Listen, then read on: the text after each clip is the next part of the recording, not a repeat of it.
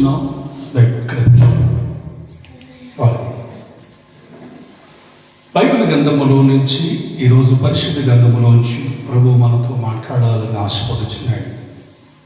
ఈ 2025లోకి ప్రవేశపెట్టి జనవరి ఈ 10వ తారీఖు అంటే 2వ శుక్రవారం దేవుడు మనని ప్రవేశపెట్టినందుకు ప్రభువుకు మహిమ కలుగునుగాక.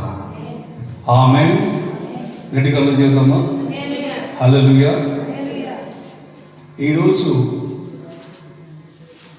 ఒక్క విషయాన్ని మనం జ్ఞాపకం చేసుకోవాలి. పరిశుద్ధాత్మ దేవుడు మనతో మాట్లాడే ప్రతి మాటని మనము ఎక్కువ దేవుడు మనతో మాట్లాడుతున్నప్పుడు, వాక్యం ద్వారా మాట్లాడుతున్నప్పుడు ఆ వాక్యాన్ని మనం గ్రహించడమే కాకుండా ఆ వాక్యానుసారంగా జీవించడానికి ప్రయత్నము చేయాలి. పేతురు రాసిన పత్రిక, మొదటి పేతురు రాసిన పత్రిక 1వ అధ్యాయం 14వ వచనం. మొదటి పేతురు, నేను పరిశుద్ధుడనై ఉన్నాను గనుక మీరును పరిశుద్ధులై ఉండుడని రాయబడి ఉన్నది. చాలా చిన్న ప్రార్థన చేసుకుంటాం. మా పరిశుద్ధుడు అయిన నా తండ్రి యేసయ్యా, నీకు వందనాలు చూపిస్తున్నాను. నీ దాసుని మరుగు చేసి నాతో నీ బిడ్డలతో మాట్లాడమని వెనిగిలేశమని గ్రహించి కృప నాకు నీ బిడ్డలకు అనుగ్రహించమని, ఈ లైవ్ ద్వారా కూడా మీరే మాట్లాడమని యేసుక్రీస్తు నామములో ప్రార్థించి వేడుకుంటున్నాము తండ్రి. ఆమేన్. ఈరోజు మన ఒక్క విషయాన్ని మనం జ్ఞాపకం చేసుకోవాలి. ప్రభు చెప్పే మాట ఏంటంటే, నేను పరిశుద్ధుని గనుక, నేను పరిశుద్ధుని గనుకను మీరును పరిశుద్ధులై ఉండండి. పరిశుద్ధులై ఉండండి. పరిశుద్ధత అంటే ఏంటి? పరిశుద్ధత అంటే ఏంటి? మీకు ఈరోజు పరిశుద్ధాత్మ దేవుడు మాట్లాడాలని ఆశపడుచున్నాడు. పరిశుద్ధత అంటే ఏంటి? లక్ష్మి చెప్పాలి. పరిశుద్ధుడు అంటే, పరిశుద్ధత అంటే ఏంటి? ఇప్పుడు దాకా మనం పరిశుద్ధంగా ఉంటున్నామా లేమా? పరిశుద్ధంగా ఉంటున్నాను అన్న వాడు గట్టిగా చెప్పండి. చెప్పలేకపోతున్నాం. మనము చెప్పలేకపోతున్నాం. పరిశుద్ధంగా ఈ 2025లో నీకెన్ని శ్రమలు రాని, ఎన్ని కష్టాలు రాని, ఎన్ని ఇబ్బందులు రాని, ఇక్కడ చెప్పే మాట జాగ్రత్తగా గ్రహించండి. 14 వచ్చిందంట, నేను పరిశుద్ధులు గనుక మీరును పరిశుద్ధులై ఉండండి. ప్రభు చెప్తున్న మాట జాగ్రత్తగా గ్రహించండి. నేను పరిశుద్ధుని గనక మీరును పరిశుద్ధులై ఉండండి. పరిశుద్ధులై ఉండండి. ఎలా? మనం ఎలా ఉంటే పరిశుద్ధులుగా ఉంటాం? జాగ్రత్తగా గ్రహించండి మాట. అయ్యా, మేము ప్రార్థన చేసుకుంటున్నాం, ప్రార్థన కలిగి ఉంటున్నాం, ఉదయం లేసి ప్రార్థన చేస్తున్నాం, మరి రోజుకు 3 మారు ప్రార్థన చేస్తున్నాం. మేము దొంగతనం చేయట్లేదు, వ్యభిచారం చేయట్లేదు, పాపం చేయట్లేదు కదా. మేము పరిశుద్ధులమే. కానీ పరిశుద్ధత అనేది చాలా జాగ్రత్తగా గ్రహించండి. ఈరోజు అక్కడ గడిచిన ఈ 10 రోజుల్లో, ఈ నూతన సంవత్సరం, ఈ 10 రోజుల్లో నోటి నుండి నేను బూతి మాట్లాడలేదు అన్నవాడు గట్టిగా చెప్పండి. బూతి మాట కూడా రాలేదు, నా కోపం కూడా రాలేదు అన్నవాడు గట్టిగా చెప్పండి.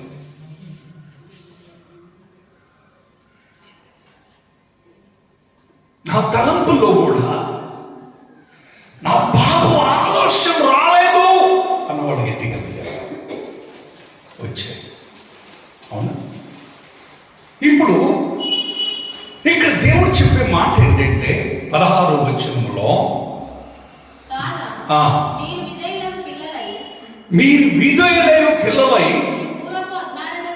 పూర్వపు అజ్ఞాన దశలో దశలో మీకున్న ఆశలను అనుసరించక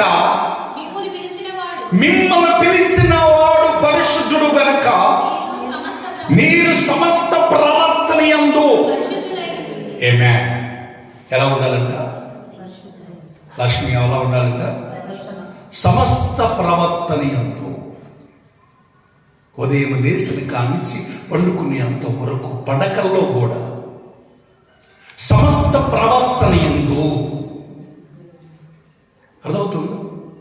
సమస్త ప్రవర్తన యందు పరిశుద్ధులుగా ఉండాలి. ఇప్పుడు దాకా నేను ప్రార్థన చేసి వాక్యం చెప్పి ఒక మాట పూర్తి మాట మాట్లాడానుకో, ఏమైపోయింది? ఇప్పుడు నాకు నీ మీద కోపడ్డా ఏమైపోయింది? అపరితమైపోయింది. అపరితమైపోతుంది. మన కళ్ళతో చూసినది, మనం చూసే చూపుల్లో కూడా అపరితమైన చూపులు, మంచి చూపు ఉంటుంది, అపరితమైన చూపు ఉంటుంది. మన తలంపులో కూడా అపరితమైనది ఉంటుంది, మన పరిశుద్ధత ఉంటుంది. తలంపుల్లో కూడా పరిశుద్ధత లేకపోతే దేవుడు కోరేది మనం ఎక్కువ పై రూపమే ఎప్పుడు చూస్తాం, పరిశుద్ధంగా ఉండాలి. అవునా? మనం ఎప్పుడు కోరేది ఏం చూస్తాం చెప్పండి? మంచిగా ఈరోజు తలస్నానం చేయాలి, మంచిగా బట్టలు వేసుకోవాలి, నీట్గా ఉండాలి, పరిశుద్ధంగా అంటే నీట్గా ఉండాలి. ఇదే ఎక్కువ ఆలోచిస్తుంది. కానీ ఇక దేవుడు అడిగేది ఏం తెలుసా? నీ ప్రవర్తన సమస్త ప్రవర్తన ఎంత నువ్వు చేస్తున్న ఉద్యోగంలో కావచ్చు, నువ్వు చేస్తున్న పనుల్లోనే కావచ్చు, నువ్వు చేస్తున్న ఇంట్లోనే కావచ్చు, నీ పిల్లలతోనే కావచ్చు, నీ భర్తతోనే కావచ్చు, నీ ప్రవర్తన అన్నింటిలో కూడా ఏమై ఉండాలా?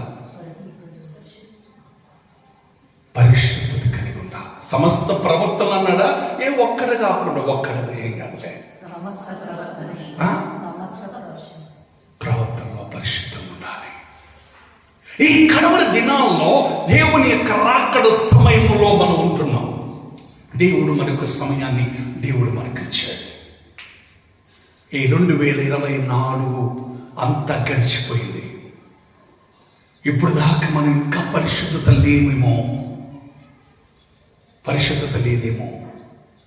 ప్రభు ఎందుకు వచ్చాడు ఈ లోకానికి? పాపులమైన మనం రక్షించడానికి, పాపులమైన మనలను నీతిమంతులుగా మార్చడానికి ప్రభు ఈ లోకానికి వచ్చాడు. కనుక ఈరోజు నా ప్రియమైన దేవుని బిడ్డ, జాగ్రత్తగా గ్రహించు. నువ్వు పరిశుద్ధులుగా మారిపోతే నిన్ను గురించి నన్ను గురించి దుఃఖపడేది ఎవరు తెలుసా? ప్రభువే దుఃఖపడతాడు. ఇప్పుడు మంచిగా దేవుని సన్నిధికి వచ్చి దేవుని వాక్యం విని మనం పరిశుద్ధపరచబడతాం. ఎప్పుడు పరిశుద్ధపరచబడతాం? చూడండి, యోహాను సువార్త 15:3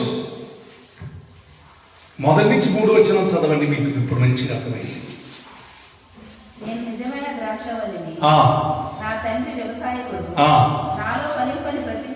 నాలో ఫలించని ప్రతి తీగను ఆయన తీసి పారవేయబడి, ఫలించు ప్రతి తీగ ఎక్కువగా ఫలించవాలని దానిలో పనికిరాని తీగలను తీసివేయదు. 3 నేను మీతో చెప్పిన ఈ మాటలను బట్టి వాక్యం ఏం చేసింది? ఇప్పుడు వాక్యం వింటున్నప్పుడు, వాక్యాన్ని ధ్యానిస్తున్నప్పుడు ఇప్పుడు మనలో పనికి రాని తీగ, మనలో పనికి రాని పాప సంబంధమైనవి ఏమైపోతే తీసేస్తాడు దేవుడు. గట్టిగా చేద్దామా? తీసేస్తాడో పనికి రాని. ఈరోజు ఒక్క విషయాన్ని జ్ఞాపకం చేసుకో. అందుకోసమే ఈ మాటలను బట్టి నువ్వు పరిశుద్ధుడివై ఉన్నావు. నువ్వు పరిశుద్ధుడిగా ఉంటేనే అక్కడ 6వ వచనంలో అంటున్నాడు, నా యందు నిలిచి ఉంటేనే కానీ మనుషులు అట్టి వానికి ఒక్క నిమిషం అక్కడ మంచి నా యందు నిలిచి ఉంటే గాని మీరు బహుగా ఫలించరు. మీరు నాకు వేరుగా ఉండి ద్రాక్షవల్లి నేను తీగల మీరు. ఎవడు నా యందు నిలిచి ఉంటాడో, నేను ఎవరి యందు నిలిచి ఉంటానో వాడు బహుగా ఫలిస్తాడు. నాకు వేరుగా ఉండి ఏమే ఎప్పుడు ఏదవుతామంటే అపరిక్తమైనది మనలో ఉన్నప్పుడు, అపరిక్తమైన మనలో ఉన్నప్పుడు. ఇప్పుడు పొలానికి వెళ్తాం, ఎంతమందికి వెళ్ళారు? కలుపు తీయటానికి ఎంతమంది వెళ్ళారు? కలుపు తీయటానికి వెళ్ళిన వాడు గట్టిగా చెప్తాం ఆమె. మిరప తోటకి వెళ్ళాము కలుపు తీయటానికి. మిరప మొక్క ఏదో తెలుసు, కలుపు మొక్క ఏదో తెలుసు. అవునా? మిరప మొక్క పీకేస్తామా, కలుపు మొక్క తీస్తామా? పీకే చేస్తాం, కుప్పలు పెడతాము, తీసి ఎక్కడో దూరంగా ఎండిన తర్వాత కాల్చి వేస్తాడు. గట్టిగా చేద్దాం. దేవుడు కూడా ఏం చేస్తాడు? ఎప్పుడు నువ్వు పరిశుద్ధముగా ఉండాలి అన్నప్పుడు, పరిశుద్ధత కలిగి ఎప్పుడు వాక్యాన్ని నువ్వు ధ్యానిస్తున్నప్పుడు ఆ వాక్యం ఏం చేస్తాడంటే, వాక్యమే దేవుడు, దేవుడే వాక్యం కనుక నేనేం చేస్తుందో తెలుసా? ఆ వాక్యము నిన్ను పరిశుద్ధపరుస్తుంటది. గట్టిగా చేద్దామా? పరిశుద్ధపరుస్తుంటది. అందుకోసమే బైబిల్ గ్రంథములో చాలా జాగ్రత్తగా ఈరోజు వాక్యాన్ని జాగ్రత్తగా గ్రహించింది. అక్కడే 13వ వచనాన్ని కొద్ది పై చదవమా. కాబట్టి అమ్మా చూడండి, పేతురు రాసిన పత్రిక కూడా, మొదటి పేతురు రాసిన పత్రిక 1వ అధ్యాయం 13వ వచనం చదవండి. మీ మనసు నడుము కట్టుకొని, మీ మనసుని నడుము కట్టుకొని ఎట్లుండాలంటే నిబ్బరమైన బుద్ధి గలవారై యేసు క్రీస్తు ప్రత్యక్షమైనప్పుడు మీకు తేబడే కృప విషయంలో సంపూర్ణ నిరీక్షణ కలిగి ఉండాలి. గట్టిగా చేద్దామా? గట్టిగా చేద్దామా? గట్టిగా ఆమేన్. ఈరోజు ఒక్క విషయాన్ని జ్ఞాపకం చేసుకోవాలి. ఆయన చెప్పే మాట ఏంటంటే, కాబట్టి మీకు మీ మనసు మనకు మనసుకి చాలా కోరికలు ఉంటాయి. అవునా? మన మనసుకి చాలా ఉంటాయి. మనసు చెడగొట్టేది చాలా ఉంటుంది. అందుకోసం దావీదు మహారాజు అంటాడు 51వ అధ్యాయంలో 8వ వచనం చదవండి. 8, 9, 10 వచనాలు. కీర్తన అమ్మా 51వ కీర్తన 8 నుంచి 10 వచనాల వరకు.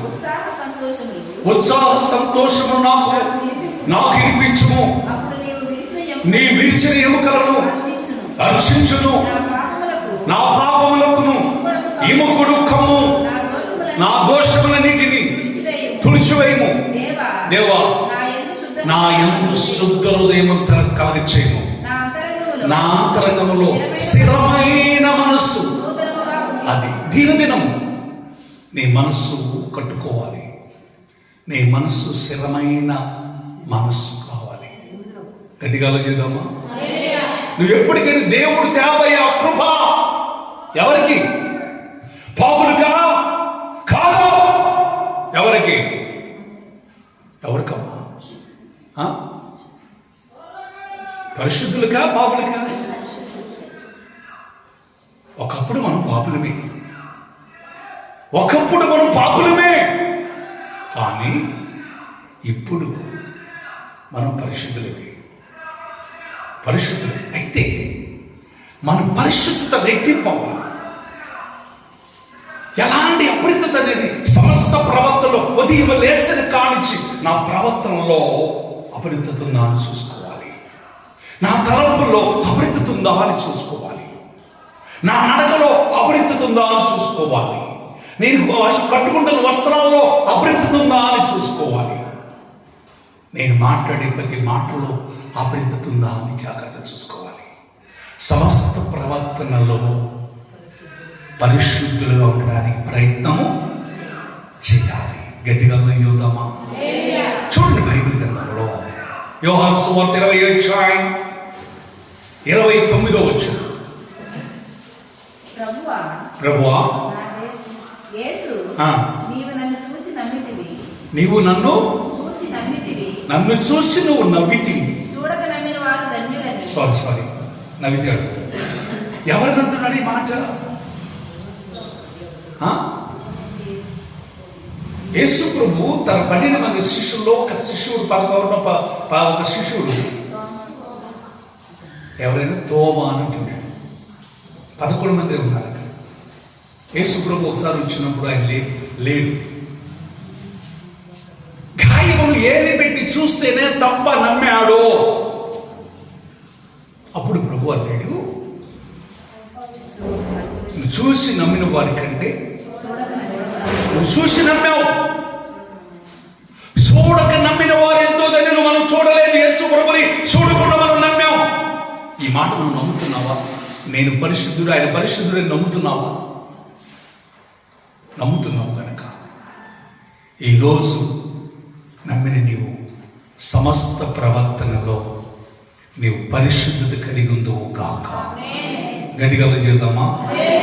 పేతురు రాసిన పత్రిక 1 పేతురు 4వ అధ్యాయం 13వ వచనం. 13వ వచనం. క్రీస్తు మహిమ బయలుపరచబడినప్పుడు మీరు మహానందముతో సంతోషించు నిమిత్తము క్రీస్తు శ్రమలో మీరు పాలివారైనంతగా సంతోషం కలిగి ఉండాలి. ఎప్పుడు ఒకటి గుర్తు, శ్రమలు వస్తాయి. నీతిగా ఉంటున్నప్పుడు, యథార్థంగా ఉంటున్నప్పుడు, పరిశుద్ధంగా ఉంటున్నప్పుడు, సమస్త ప్రవర్తనలో కూడా నువ్వు పరిశుద్ధులుగా జీవిస్తున్నప్పుడు ఏమొస్తాయి? శ్రమలు వస్తాయి, నిందలు వస్తాయి, అవమానాలు వస్తాయి. తట్టుకోవాలి.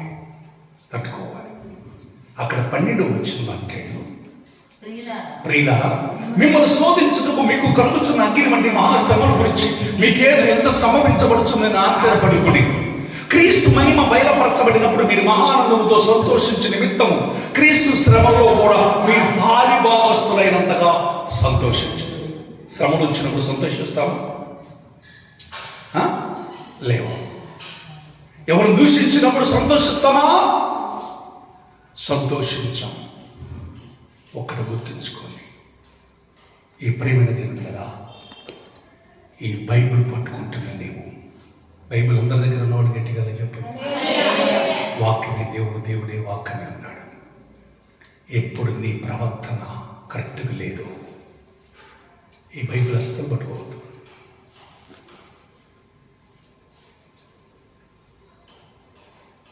నీ మాట మంచిగా పరిశుద్ధంగా లేదు, దేవుని స్తుతించడానికి కూడా పనికిరావు. దేవుని స్తుతించడానికి కూడా నీవు పనికిరావు. మనం అనుకోవచ్చు, అదేంటి గారు, అదేంటి, ఎంత పాపుల కోసమే కదా దేవుడు వచ్చింది. మరి ఎప్పుడు పాపులు అనుకుంటాను? ఏమో ఎంతమంది రాత్రి వండిన కుండ కడక్కుండా శుభ్రం చేసుకోకుండా మళ్ళీ అన్నం వండిన వాడు గట్టిగా చెప్పండి. అదేంటి, రోజు కడుగుతున్నాం. మనం తినే ఒక కంచాన్ని కూడా ఏం చేస్తున్నాం? పొద్దున కడిగి ఆడ పెట్టింది కూడా మళ్ళీ అన్నం తినేటప్పుడు కూడా మళ్ళీ ఏం చేస్తున్నాం? కడిగి అంటే మళ్ళీ ఎందుకు కడుగుతున్నావు నాకు అర్థం కావట్లా. పొద్దున కడిగింది అంటే ఈ లోపల ఏం బయట ఉంటుంది? కాంగ్రాని భూతద్దం ఏం చూడండి, మీకు భయంత తెల్లగా రుద్దుతాం. ప్లేట్లు రుద్దటానికి కానీ అన్నీ రుద్దటానికి ఏం తీసుకొస్తాం? దీంట్లో టీవీలో చూపించిన అన్నీ కొంటాం. వాడలేక చూపిస్తాడు. ఎంత మనకైనా తల ఆడిపోతుంటాయి. కానీ ఎంత డబ్బులైనా అదే కొంటాం. ఏదో బూడద పెట్టి రుద్దాడు. బూడద పెట్టిన రుద్దిన రోజు బాగా ఉంది. ఇప్పుడు సబ్బెట్టి పెట్టకపోతే పెద్ద బాధ వచ్చింది. అదే ఏదో ఒకటి ఉంటూనే ఉంది లోపల, కొద్దిగా అనుకుంటూనే ఉన్నాయి. ఎందుకు ఉంటుంది అనుకో. ఇప్పుడు ఇది ఉంది, ఇప్పుడు శుభ్రంగా నిన్న ఊడ్చారు, ఈరోజు కూడా ఊడ్చారు. నాది వారు శుభ్రం కూడా ఇచ్చారు కదా, మళ్ళీ ఎందుకు కొడవలసి వచ్చింది అంటే ఈ లోపలంతా కూడా ఏమై వచ్చింది దీంట్లోకి? అది కాని రాకుండానే ఉంటుంది మనకి. అది ఊడ్చినప్పుడు కొద్ది కొద్ది ఊడ్చుకుంటూ వస్తున్నప్పుడు లాస్ట్కి వచ్చాక కనబడింది. అర్థమైందా? కనపడింది. గడిగలు చేద్దాం. మనలో కూడా ఎప్పుడు శుద్ధి చేసుకుంటున్నాం, ప్రతి నిమిషం మనం కడగబడాలి. అందుకోసమే అంటాడు కదా, వదిలే ఇప్పుడు ఏమి చదవాలంటే చాలా లేట్ అయింది. శాస్త్రంలో పరిచయం అంటారండి. ప్రభు అంటాడు, మీరు సున్నము కొట్టిన సమాధిని పోలి ఉన్నారు అంటాడు. సున్నము కొట్టిన బయట మాత్రానికి ఎలా ఉన్నది? తెల్లగా కనబడింది. లోపల ఎలా ఉంది? వాసన కంపు. మీరు పళ్ళెమును లోపల బయట శుభ్రం చేసేది కానీ లోపల అలానే ఉంది అంటాడు. అర్థమైందా? ఆ లోపల శుభ్రం చేయాలి. ఇప్పుడు మనం ఏం చేయాలి? ఇప్పుడు లోపల శుభ్రం చేయకుండా నువ్వు ఎంత తెల్ల వస్త్రాలు వేసుకున్నా, ఎంత నీటుగా తయారైనా వేస్ట్ అనమాట. అదవుతుందా? శుభ్రం కాదు, ఈ పై శుభ్రం అవసరం లేదు మనకి. లోపల అంతరంగాలు శుభ్రం అవ్వాలి. అంతరంగాలలో పరిశుద్ధత కలిగి ఉండాలి. సమస్త ప్రవర్తనలో పరిశుద్ధత కలిగి ఉండాలి. మాటల్లో పరిశుద్ధత కలిగి ఉండాలి. తలంపుల్లో పరిశుద్ధత కలిగి ఉండాలి. మనం చేస్తున్న ప్రతి పనిలో కూడా పరిశుద్ధత కలిగి దేవునికి మహిమకరంగా ఉండాలి.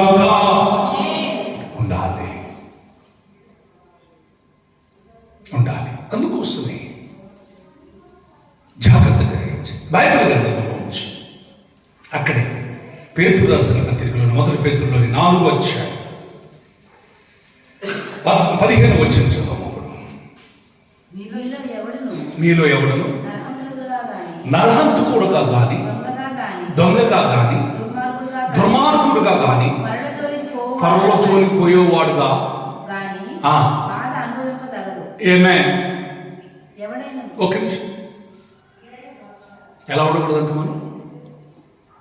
దొంగగా, రెండోది నరహంతకుడుగా, మూడోది దుర్మార్గుడుగా, నాలుగోది ముందు పోతే ఏ ఉంటాయి మనకి ఎక్కువ కొంతమంది. అవునా? పొరజూలికి పోయేవాడుగా పోవచ్చు అంటున్నాడా? పోకూడదు అంటున్నాడే? పోకూడదు.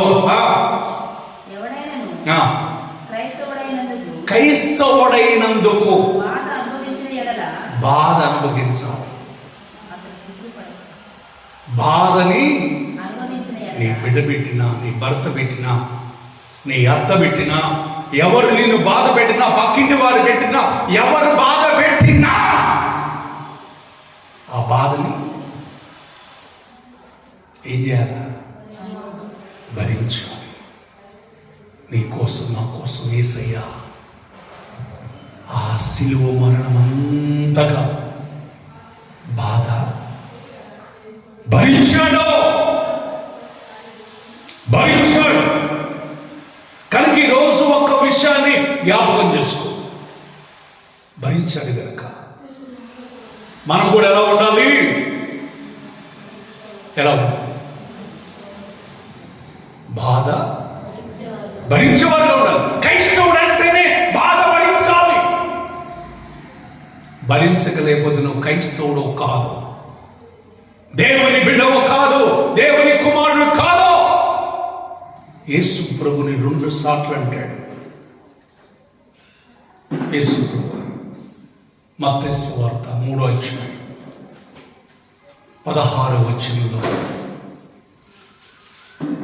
ప్రభు తండ్రి అంటున్నాడు, ఇతడే నా ప్రియ కుమారుడు. 15వ వచనం చదువు. పరిశుద్ధాత్మ పౌరం వలె ఆయన మీదకి దిగి వచ్చినప్పుడు ఇదిగో ఇతడే నా ప్రియ కుమారుడు, ఈయన యందు నేను ఆనందిస్తున్నాను. గట్టిగా సపోర్ట్. నువ్వు బాధ భరించినప్పుడే, ఆ బాధలను భరించినప్పుడే దేవుడు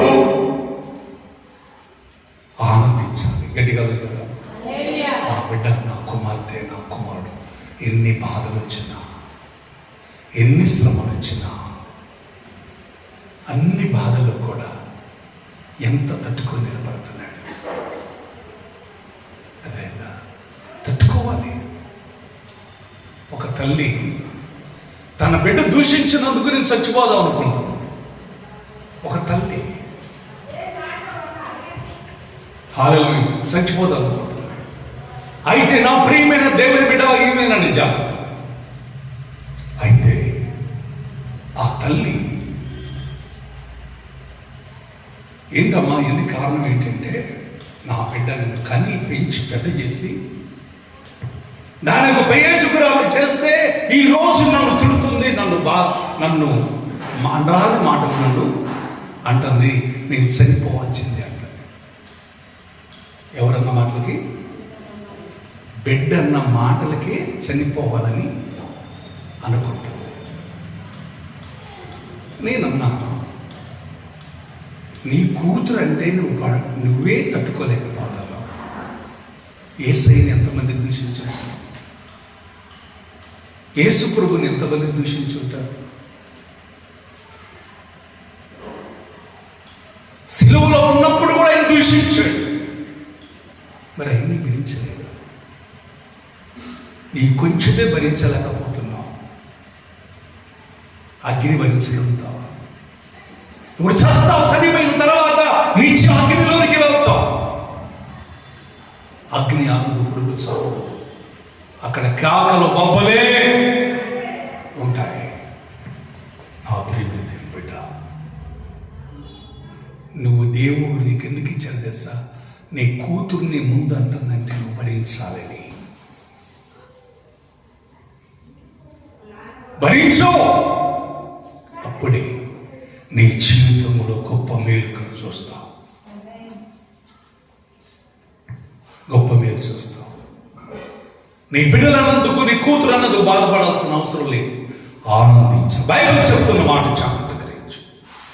సాతాను నిన్ను బాధ పెట్టాలని ఏదో ఒక రీతిగా నిన్ను బాధపడుతుంది, కానీ బాధ భరించాలి. నిజంగా నువ్వు క్రైస్తవుడవేనా? క్రైస్తవులైన వాళ్ళు అందరూ గట్టిగా చెప్పండి. క్రైస్తవులు అన్న వాళ్ళు గట్టిగా చెప్పాలి. నిజమైన క్రైస్తవుడు బాధ భరిస్తాడు. క్రైస్తవుడు కానివాడు బాధ భరించలేవు. మత్తయి సువార్త 5వ అధ్యాయం 9 పంచాలు. సమాధానపరచువారు ధన్యులు. పంచదు నుంచి కాదు, 10 భాగం. నీతి నిమిత్తం విమర్శించబడ్డవారు ధన్యులు, పరలోక రాజ్యము వారిది. నా నిమిత్తము జనులు మిమ్మల్ని నిందించి అబద్ధముగా చెడ్డ మాటలు పలికినప్పుడల్లా అన్నయ్య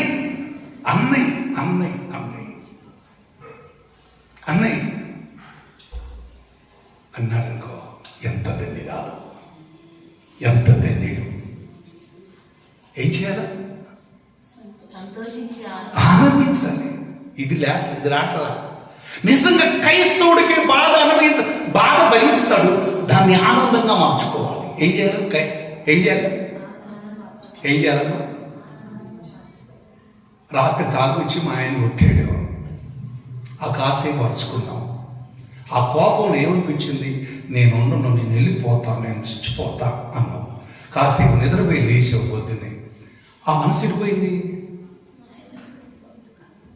పొద్దున్న ఏమైపోయింది?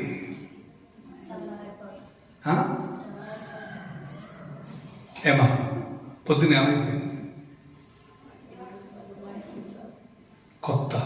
కొత్తగా ఉంది. ఏమీ లేదు. రాత్రిది ఆ కోపం పోయింది. అబ్బా, అస్సలు ఒకటే కుదరదు. క్రైస్తవుడు వాక్యానుసారంగా జీవించాలి. అందుకోసమే నీకు ప్రభు తాబోయే కృపను పొందుకోవాలంటే, ఆయన రాజ్యాన్ని నువ్వు పొందుకోవాలంటే సమస్త ప్రవర్తనలలో నీవు పరిశుద్ధత కలిగి ఉందువుగాక. ఆమేన్. చూడండి, ఇంకా చాలా విషయాలు రాయబడి ఉన్నాయి. అవన్నీ చెప్పడానికి సమయం కాదు, కానీ దేవుని బిడ్డలారా సమయం కాదు. కానీ రోమీయులకు రాసిన పత్రిక, రోమా 2వ అధ్యాయం 7వ వచనం. 10 వరకు చదివిన బాధ లేదు. 2వ అధ్యాయం 7 నుంచి 10 వరకు. సక్రియ చేయు ప్రతి వానికి మొదట యూదునికి యోధునికి గ్రీసు దేశస్థునికి కూడా క్రీస్తు దేశస్థునికి కూడా మహిమయు ఘనతయు సమాధానము కలుగు. దేవునికి పక్షపాతం లేదు. ఏమా అర్థమవుతుంది, దేవునికి పక్షపాతము లేదు. ధర్మశాస్త్రము లేక పాపము చేసిన వారందరూ, ధర్మశాస్త్రం లేక పాపము చేసిన ప్రతి ఒక్కడు ధర్మశాస్త్రము లేకయే నశించెదరు. ధర్మశాస్త్రము కలిగిన వారే పాపము చేసిన వారందరూ ధర్మశాస్త్రానుసారంగా తీర్పు నొందుదురు. ధర్మశాస్త్రము వినివారు దేవుని దృష్టికి నీతిమంతులు కారు కానీ, ధర్మశాస్త్రం విన్నవాడు దేవుని దృష్టికి నీతిమంతులు కాదు కానీ, ధర్మశాస్త్రం అనుసరించి చూడండి, ధర్మశాస్త్రం అనుసరించి ప్రవర్తించు వాడే నీతిమంతులుగా ఎంచబడతారు. గట్టిగా సపోర్ట్ కొట్టే ఏమన్నాడు ఇక్కడ? జాగ్రత్త కలిగించి స్పీడ్ లైన్ పట్టుకోరు. హల్లెలూయా. ఇక్కడ ఉంటున్నాను. మరొకసారి చదవండి. దేవుని దృష్టికి ఏదో వచ్చింది సార్, ఏదో వచ్చింది ఆగించదు బాధ ఆగించదు. ఆయన ప్రతి వానికి వాని క్రియల చొప్పున అర్థమైందా? జాగ్రత్త గ్రహించు.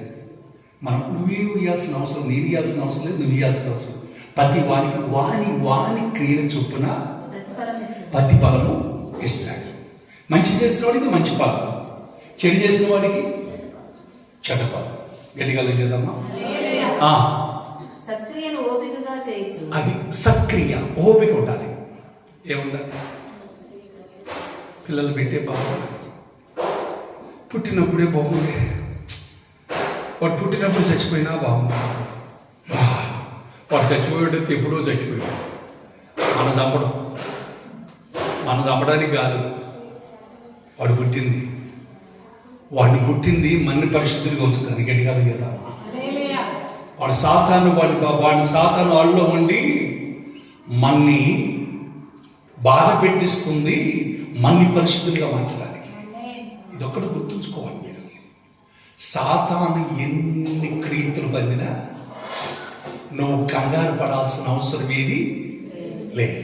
ఎందుకో తెలుసా? నువ్వు నిలబడాలి, ఏగులాగా నిలబడాలి. గట్టిగా చేద్దామా? నీ సక్రియ మళ్ళీసారి చదవండి. మాట చాలా జాగ్రత్తగా.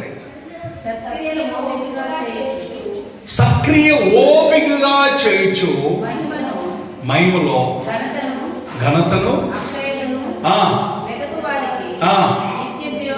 నిత్య జీవము ఇచ్చునుగాక.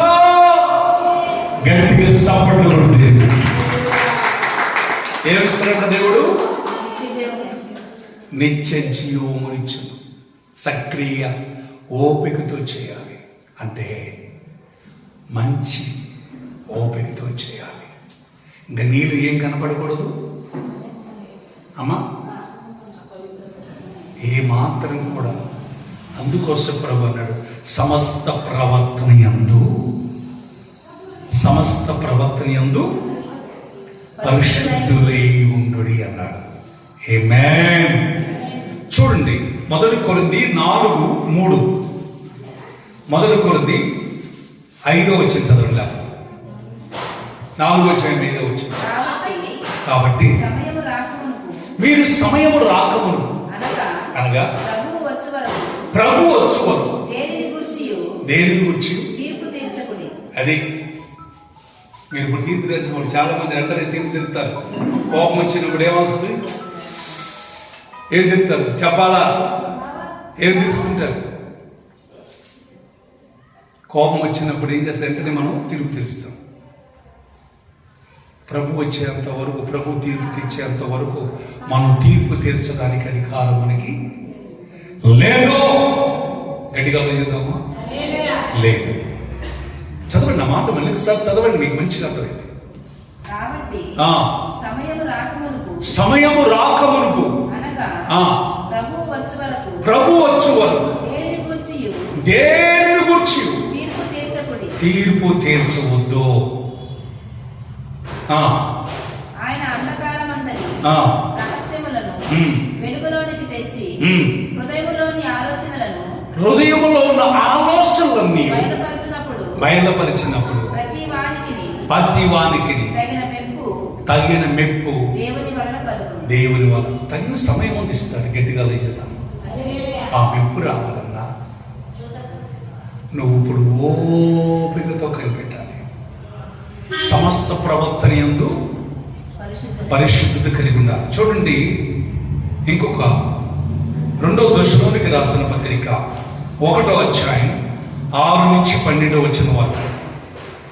2వ దశలోనికి రాసిన పత్రిక ప్రభు అయిన యేసు చూడండి, తన ప్రభావంతో దూతలతో కూడా పరలోకము నుండి అగ్ని జ్వాలలో ప్రత్యక్షమై దేవుణ్ణి వెలగని వారికి చూడండి, ప్రభు అయిన యేసుక్రీస్తు సువార్త లోబడని వారికి ప్రతిదండన చేయనప్పుడు ఎవరంటే ఇప్పుడు మిమ్మల్ని శ్రమ పెడుతున్నారన్నారా? ఇప్పుడు మిమ్మల్ని శ్రమ పెడుతున్న వారు ఉన్నారా? ఇప్పుడు మిమ్మల్ని బాధపడుతున్న వారు ఉన్నారా? ఇప్పుడు మిమ్మల్ని దుఃఖపెడుతున్న వారు ఉన్నారా? వాళ్ళకి ఏం కలిగిందంట? శ్రమయు శ్రమ పొందుతున్న మీకు నాతో కూడా విశ్రాంతి అనుగ్రహించింది. గట్టిగా సపోర్ట్ కొట్టే అర్థమైందక్క? అంతకు అర్థమైందా?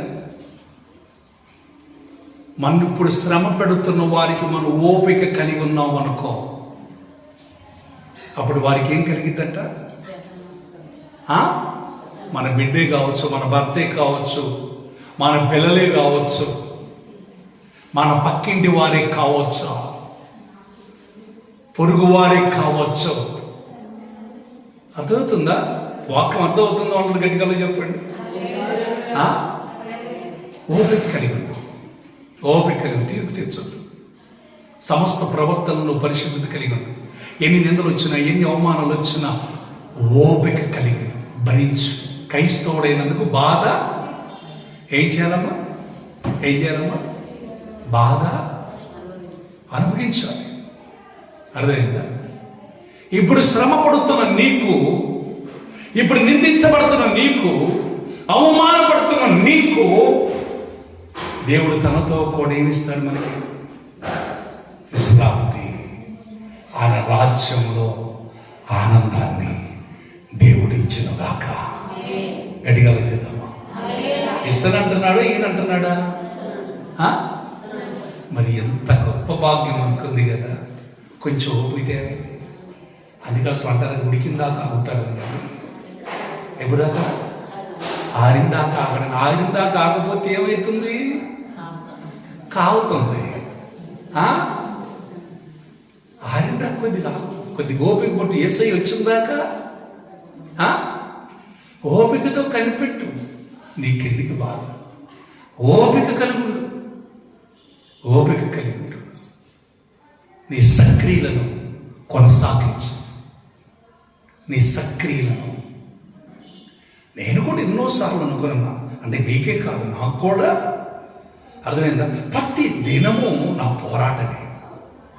ప్రతి రోజు నాకు పోరాటం ఉంటుంది. అర్థమవుతుందా?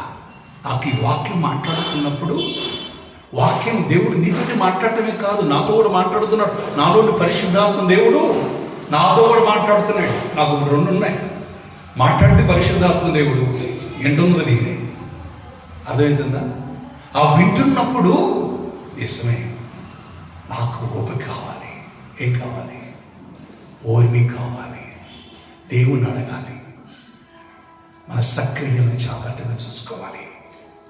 మన పరిశుద్ధతను మనం కాపాడుకోవాలి. మన సమస్త ప్రవర్తనలో పరిశుద్ధుడిగా ఉండడానికి ప్రయత్నము చేయాలి. గట్టిగా చేద్దామా? అంతేకాదు, ఒక్కటే వద్దు. ఇంకొక విషయం చెప్తున్నా. ఎవరి గురించి నీకు అనవసరం, నీ గురించి నువ్వు ఆలోచించాలి. నీ గురించి నువ్వు ఆలోచించి ముందు నీ పరిశుద్ధుల గురించి ఆలోచన చేసుకుంటా. నువ్వు పరిశుద్ధులుగా ఉంటూ సమయం దొరికినప్పుడు నీకు సమయం ఇచ్చినప్పుడు దేవుడు ఇతరులకి నీ సక్రియను గురించి చెప్పు. నేను కూడా ఎంతో ఓపిక కలిగి ఉన్నానమ్మా. మన ఒక తల్లి చెబుతుంది, తన బిడ్డకి చెబుతుంది, నేను కూడా పడ్డానే బాధలు, నేను కూడా ఎన్నో శ్రమలు పడ్డా, ఎన్నో నిందలు పడ్డా, ఎన్నో అవమానాలు పడ్డా. నీ చాలా చిన్నవి, నీ చాలా చిన్నవి. గట్టిగా చేద్దామా? అంటే వాళ్ళ దృష్టికి ఎట్టడే అవి చాలా పెద్దవి అనిపిస్తుంది. మనకి ఒకటి గుర్తుంచుకొని ఆ ప్రేమ దగ్గర నీవు మేలు పొందుకోవాలన్నా, దేవుళ్ళలోకి విశ్రాంతిలోకి ఉండాలన్నా, ప్రభువుతో కూడా యుగయుగాలు ఉండాలన్నా ఇప్పటికిప్పుడు వెళ్ళేవాడి కాదు. మనకిచ్చిన ఆయుష్ ఎంత? 70. అధిక బలం ఉంటే 80. ఎప్పుడు దాకా కాపాడుకోవాలి? ఎప్పుడు దాకా కాపాడుకోవాలి? ప్రకటన గ్రంథం 3వ అధ్యాయం 10వ వచనం, 3:10. 10 దినములు నీకు శ్రమ కలుగును అంటాడు అక్కడ. నీవు నీ ఓర్పు విషయమైన వాక్యమును కైకొంటివి కనుక భూనివాసులను శోధించుటకు లోకమంతటి మీదికి రాబో శోధన కాలములో నేను నిన్ను కాపాడను. నేను త్వరగా వచ్చుచున్నాను. ఎవడును నీ కిరీటమును అపహరించుకున్నట్లు నీకు కలిగిన దాన్ని గట్టిగా పట్టుకును. జయించిన వాణ్ణి నా దేవుని ఆలయంలో ఒక స్తంభముగా చేసేదను. ఎన్నటికి ఎలబలికి పోలేవడు. నా దేవుని పేరును పరలోకములో నా దేవుని యొద్ద నుండి దిగి వచ్చుచున్న నూతనమైన యెరూషలేమును నా దేవుని పట్టణపు పేరును నా కొత్త పేరును వాని మీద రాసేది. ఎక్కడ ఉండాలి ఇప్పుడు? మన మీద రాయబడును గాక. ఎటుకల్ చేద్దాం. హల్లెలూయా. జాగ్రత్తగా ఓర్పు కలిగి ఉంది. అందుకోసమే నేను పరిశుద్ధులను కనుక పరిశుద్ధులే ఉన్నది. అవునండి. సమస్త ప్రవర్తనలో పరిశుద్ధులుగా ఉందరు గాక. గట్టిగా చేద్దామా? హల్లెలూయా. యోహాను రాసిన మొదటి పత్రిక 4:20 త్వరగా చదివేసి ముగిద్దాం.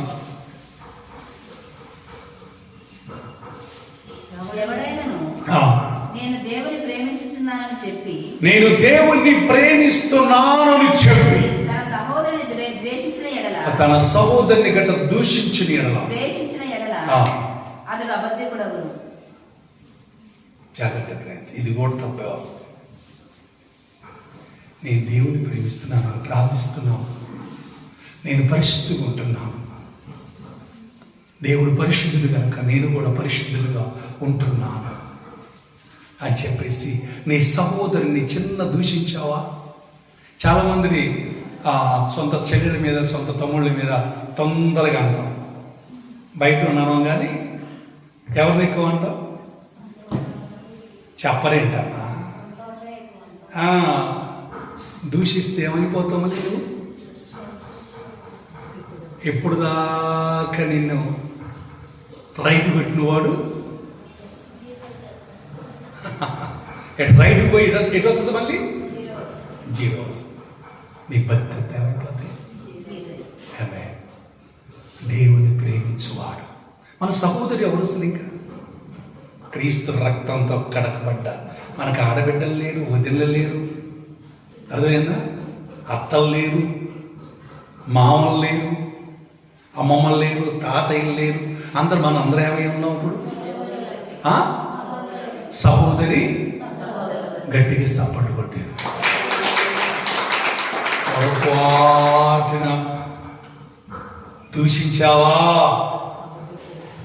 ఏమైపోద్ది? ఏం లేదు అయ్యగారు.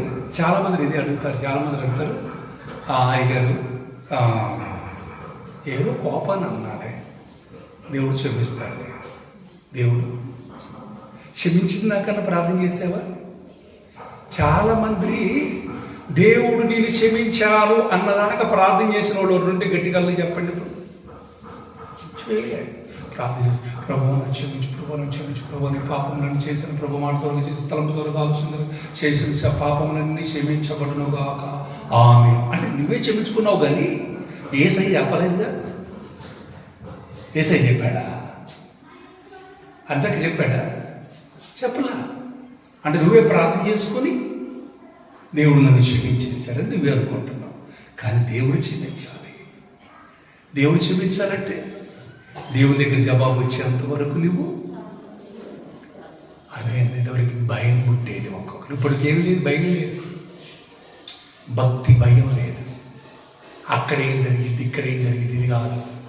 పరిశుద్ధుడు నీతో ఉంటాడు దేవుడు. సమస్త ప్రవర్తనలో నువ్వు పరిశుద్ధత కలిగి ఉండు. ఎక్కడ ఆయన నువ్వు ఎక్కడ ఉంటాడో ఆయన నీతో ఉంటాడు, నీవు ఎక్కడుంటావు ఆయన నీతో ఉంటాడు. పరిశుద్ధత లేకుండా ఎవడులో కూడా చూడండి. ఎబ్రీ రాసిన పత్రిక 12వ అధ్యాయం 13-14 చదువు. మరియు పుట్టిగాలి వెడగక అమ్మా 14 చదువు. అందరితో సమాధానము ఎలా ఉండాలంటే అందరితో సమాధానము కలిగి పరిశుద్ధతయు పరిశుద్ధత కలిగి ఉండటకు ప్రయత్నించు. ప్రయత్నించుడి. పరిశుద్ధత లేకుండా ఎవడునో ప్రభువుని చూడడు. గట్టిగా చేద్దాం. అదైతుందా?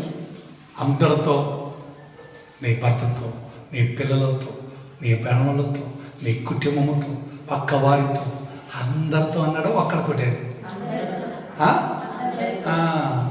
అమ్మ అంటే ఇష్టం, అక్క అంటే ఇష్టం లేదు, చెల్లి అంటే ఇష్టం, తమ్ముడు అంటే ఇష్టం లేదు. అర్థమైంది? ఆ పక్కింటి పక్క అంటే ఆమె ఇష్టం, కానీ ఈ పక్క అంటే ఇష్టం లేదు. చాలామందికి ఇదే కదా, అవును కదా? అంత అడ్డుకోలు దొరికింది సార్, నాకు అర్థం కాదు. పరలోకరం అంటే నీకు దాని దేవుని రాజ్యం అంటే మామూలుగా ఉట్టికి దొరికింది అనుకుంటున్నారా? నాకు అర్థం కావట్లేదు. ఉట్టికి దొరికిద్దా?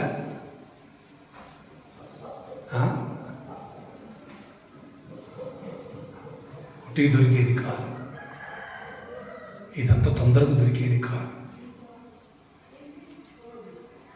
నిన్ను చూసి ఒకటే గుర్తుంచుకో, అందరితో సమాధానం, పరిశుద్ధత కలిగి ఉండుటకు ప్రయత్నించు.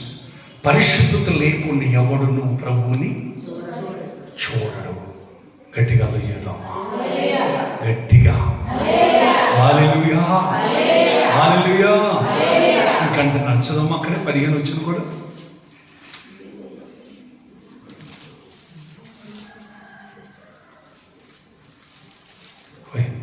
చదవరా? 12-15 లేదా అక్కడ? మీలో ఎవడైనను దేవుని కృప పొందకుండా తప్పిపోనిమని చేదైన ఏదైనా మొలిచి కలవరపరచదమన్నా ఒక్క పూట కూటి కోసం తన దేశంతో హక్కుని అమ్మివేసిన ఎవరంటమా? ఏషా వంటి భ్రష్టుడు వ్యభిచారుడైనను ఉండునేమని జాగ్రత్తగా చూసుకోండి. ఏషావు ఆ తర్వాత ఆశీర్వాదం పొందుకోరి కన్నీరు విడుచుచు దాని కొరకు శ్రద్ధతో వెతికినను మారు మనసు పొంద అవకాశం దొరకక అవకాశం లేదు. ఎంత ప్రయత్నం చేసినా దొరికిందక్క. పాత నిబంధన కాదు, కొత్త నిబంధన ఇది. ఈరోజు ప్రతి సంఘం కానీ అద్భుతాలు కాకుండా ఏమి లేకుండా వాక్యమే చెప్తానండి. చాలామంది నిజంగా నిలబడతారు, అందరూ పరిశుద్ధులుగా మారుతారు. గట్టిగా చేద్దామా? హల్లెలూయా, హల్లెలూయా. జాగ్రత్తగా గ్రహించండి నా ప్రేమైన దేవుడు. పరిశుద్ధత లేకుండా ఎవడును ప్రభువుని చూడలేవడు. అందుకోసమే మత్తయి సువార్తలు 5వ అధ్యాయం 8వ వచనం, హృదయ శుద్ధి గల వారు ప్రభువుని చూసి. అవునా? హృదయ శుద్ధి గలవారు ధన్యులు, వారు దేవుని చూచెదరు. దేవుని చూసి. హృదయాన్ని ఏమవ్వాలి? సమస్త పరిశుద్ధత కలిగి ఉంటేనే నీ హృదయం ఏమైపోద్ది? పరిశుద్ధపరచబడును గాక. గట్టిగా చేద్దామా?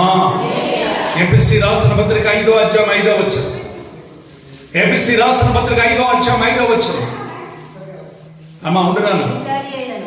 వ్యభిచారైనను, అపవిత్రుడైనను, విగ్రహారాధికుడైనను, క్రీస్తు యొక్కయు దేవుని యొక్కయు రాజ్యములకు హక్కుదారుడు కాడని సంగతి మీకు నిశ్చయముగా తెలియదు. గట్టిగా సంపట్లు కొట్టేది.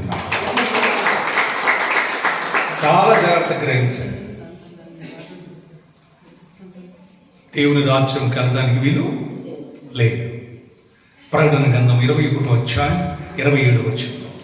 గొర్రె పిల్ల యొక్క జీవ గ్రంథములో రాయబడిన వారు మాత్రమే. ఆ పేరు ఎవరితో ఉంటుందంటే పరిశుద్ధులు మాత్రమే. నీ మీద రాయబడింది. అక్కడ ఇందాక చదివాం కదా మనం, దశలోనికి రాసిన పత్రికలో 1వ అధ్యాయంలో. ఇప్పుడు ఇద్దరు చదవద్దులే. ఆయన్ని పరిశుద్ధతను బట్టి మన పేరు ఇక్కడ నీ నుదుట రాస్తాడు, అక్కడ జీవగంధములో కూడా రాస్తాడు. గట్టిగా రాస్తాడు. ఇంకా చూసినప్పుడు రాయబడిన వారు మాత్రమే దానిలోకి ప్రవేశించారు. 22:4 వచ్చారు. 22:4 వచ్చారు. ప్రకటన గ్రంథం. ఆయన దాసులు ఆయనను సేవించుచు, ఆయన్ని సేవించుచు ఆయన ముఖదర్శనము చేయుచు. ఆమేన్. ఎప్పుడు పరిశుద్ధతగా ఉంటే, సమస్త ప్రవర్తనలో పరిశుద్ధత కలిగి ఆయన దాసులు ఆయన్ని సేవించుచు ముఖాముఖిగా దేవుని చూసినాం. నన్ను చూస్తున్నారు, మీరు చూస్తున్నారా? నేను మిమ్మల్ని చూస్తున్నాను కదా. మీరు కూడా నన్ను అట్టనే ప్రభుని ముఖాముఖిగా చూసినాం. మోకరించండి, ప్రార్థన చేసుకుందాం. మోకరించండి, ప్రార్థన చేసుకుందాం. 2 చేతులు పైకి తీసేయాలి. ప్రభు మమ్మల్ని క్షమించు ప్రభు, క్షమించు ప్రభు. మేము నా తండ్రి యేసయ్యని కదా ఈ శుక్రవారం మాతో మీరు మాట్లాడి ఉన్నా ప్రభు. మాకేం అవసరమో మీకు ఇస్తున్న దేవుడు. ఈ 2025 ఈ 2వ శుక్రవారము ప్రభు మా ప్రవర్తనలు మీరు మార్చుకోవాలి. మా తలపులు మార్చుకోవాలి, మా ఆలోచన మార్చుకోవాలి. నేను పరిశుద్ధులు కనుక మీరు పరిశుద్ధులై ఉండుడి అని వాక్యం తెలియజేస్తుంది. నీ వాక్యం తెలియజేస్తుంది ప్రభు. మమ్మల్ని క్షమించు ప్రభు, మమ్మల్ని క్షమించు, మమ్మల్ని క్షమించు ప్రభు, మమ్మల్ని క్షమించు, మమ్మల్ని క్షమించు. 2 చేతులపైకి తెలియజేసిన పాపం, తెలుగు చేసిన పాపములు క్షమించి, క్షమించి యేసయ్యా, క్షమించి యేసయ్యా, క్షమించు ప్రభా, క్షమించు ప్రభా, క్షమించు ప్రభా, క్షమించు, క్షమించు ప్రభా, చేయమా, క్షమించయ్యా, క్షమించు, క్షమించు, క్షమించు. మా దోషమాన్ని క్షమించు. ఈ వాక్యం వింటున్న ప్రతి ఒక్కరిని మా తలపులు, మా ఆలోచనలన్నీ క్షమించబడునుగా, ఇప్పుడే క్షమించబడునుగా, క్షమించబడునుగా. క్రీస్తు రక్తముతో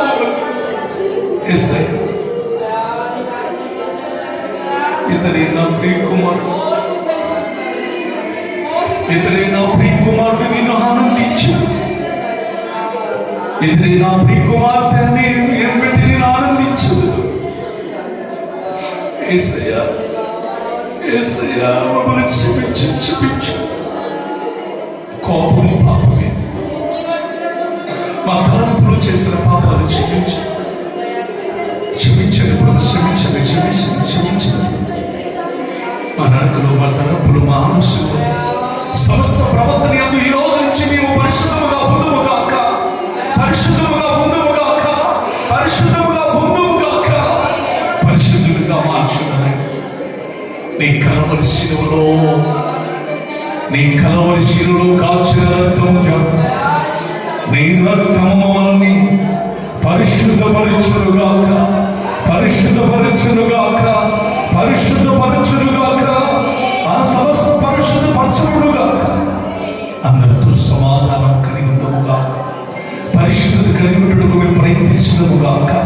పరిశుద్ధత లేకుండా ప్రభువుని చూడలేము నాయన. నేను తెలుసుకొని సమస్త ప్రవర్తనలో మమ్మల్ని పరిశుద్ధులుగా చేసి నీ రాకడ వచ్చేంత వరకు మమ్మల్ని పరిశుద్ధులుగా తీర్చిదిద్దమని, నీ రాకడలో నీ గొర్రెపిల్ల యొక్క జీవగంధములో మా పేరు లెక్కించమని, నీ దాసుని చేరిస్తూ నీ ముఖ దర్శనం చూసే భాగ్యాన్ని మాకు అనుగ్రహించమని యేసు నామములో ప్రార్థిస్తున్నాను తండ్రి. ఆమేన్, ఆమేన్. చేద్దాం, ప్రార్థన చేద్దాం. కనికగా ప్రార్థించి